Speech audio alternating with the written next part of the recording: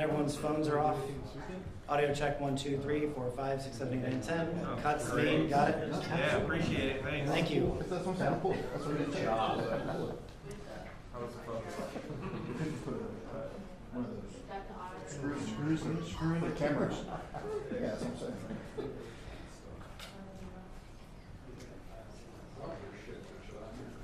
You should. Okay. Good. Good than anything. What's going on with you guys?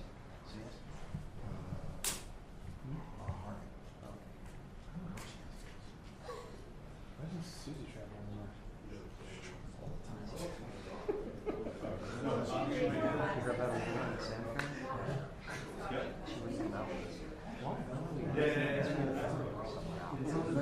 Andrew told me the story. On the morning. Right morning.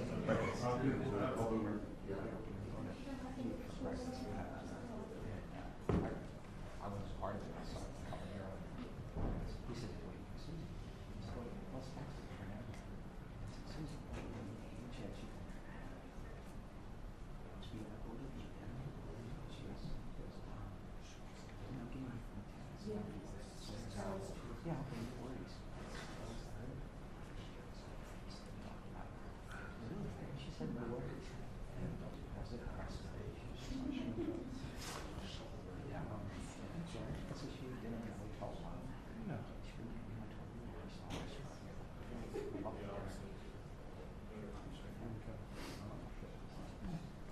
So it wasn't better than the tiki bar we went to.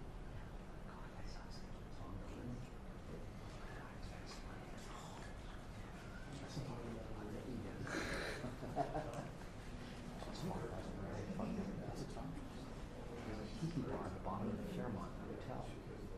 It's legit. It's like a real tiki bar.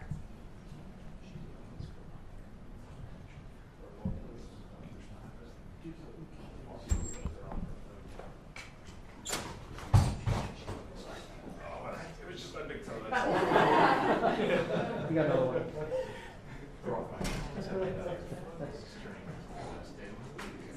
Did you crack the sign again, Chip? Man, what's the Secret Service equivalent of a Purple Heart? That's I know. I should get something out of it. 2 minutes.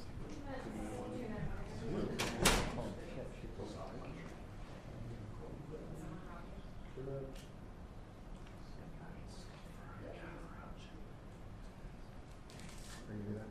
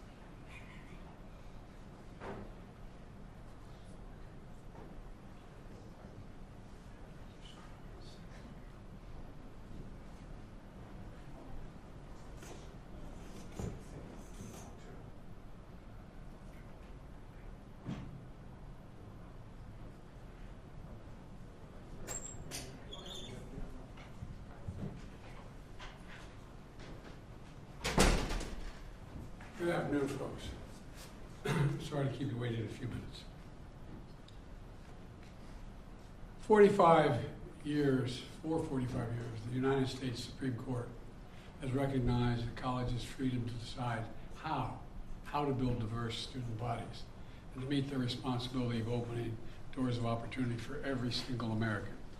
In case after case, including recently, just as a few years ago in 2016, the court has affirmed and reaffirmed this view, that colleges could use race not as a determinative factor for admission, but as one of the factors among many in deciding who to admit from a already qualified pool of applicants. Today, the court once again walked away from decades of precedent and as the dissent has made clear. The dissent states in today's decision, quote, rolls back decades of precedent and momentous progress, end of quote. I agree with that statement from the dissent. The court has effectively ended affirmative action in college admissions, and I strongly disagree with the court's decision. Because affirmative action is so misunderstood, I want to be clear, make sure everybody's clear about what the law has been and what it has not been until today. Many people wrongly believe that affirmative action allows unqualified students to be admitted ahead of qualified students. This is not how college admissions work. Rather, colleges set out standards for admission, and every student has to meet those standards. Then and only then, after first meeting the qualifications required by the school, do colleges look at other factors in addition to their grades, such as race. The way it works in practice is this. Colleges first establish a qualified pool of candidates based on meeting a certain grade, test scores, and other criteria. Then and only then, it is from this pool of applicants, all of whom have already met the school standards, that the class is chosen after weighing a wide range of factors, among them being race. You know, I've always believed that one of the greatest threats of America, and you're tired of hearing me say it, is our diversity. But I believe that. If you have any doubt about this, just look at the United States military. The finest fighting force in the history of the world. It's been a model of diversity. And it has not only made our nation better, stronger, but safer. I believe the same is true for our schools. I've always believed that the promise of America is big enough for everyone to succeed, and that every generation of Americans, we have benefited by opening the doors of opportunity just a little bit wider to include those who have been left behind. I believe our colleges are stronger when they are racially diverse. Our nation is stronger because we are tapping into the full range of talent in this nation. I also believe that while talent, creativity, and hard work are everywhere across this country, not equal opportunity. It is not everywhere across this country. We cannot let this decision be the last word. I want to emphasize, we cannot let this decision be the last word. While the court can render a decision, it cannot change what America stands for. America is an idea unique in the world, an idea of hope and opportunity, of possibilities, of giving everyone a fair shot, of leaving no one behind. We've never fully lived up to it, but we've never walked away from it either. We will not walk away from it now. We should never allow the country to walk away from the dream upon which it was founded. That opportunity is for everyone, not just a few. We need a new path forward, a path consistent with the law that protects diversity and expands opportunity. So today I want to offer some guidance to our nation's colleges as they review their admission systems after today's decision. Guidance that is consistent with today's decision. They should not abandon, let me say this again, they should not abandon their commitment to ensure student bodies of diverse backgrounds and experience that reflect all of America. What I propose for consideration is a new standard, where colleges take into account the adversity a student has overcome when selecting among qualified applicants. Let's be clear, under this new standard, just as was true under the earlier standard, students first have to be qualified applicants. They need the GPA and test scores to meet the school's standards.